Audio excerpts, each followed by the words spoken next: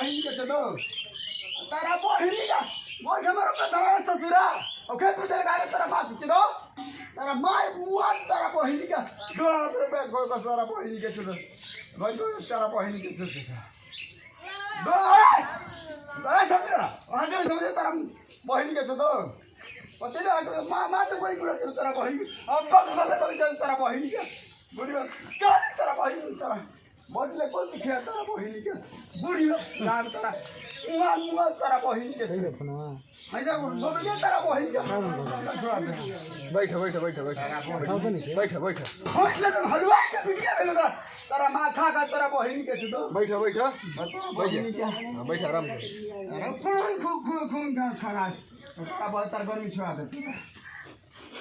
अरे बहिनी का लोग हलवा के बिटिया रो जान पे तारा बहिनी के चलो मिठाई खा के तारा बहिनी का पूरा तारा बहिनी के ठीक कराना था अब मैं जान तो बाबी तारा मिल रहे थे तारा बहिनी के मुआ तो तार जान ले तारा बहिनी के तो भाई मुआ तारा बहिनी के अपनी में चलो चुप रहा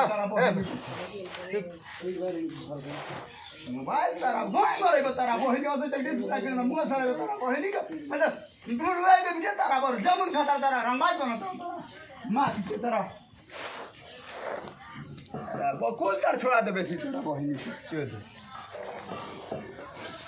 मेरा बहिनी के बुरी मां रंगा बोझा में आखिर में रुका आओ का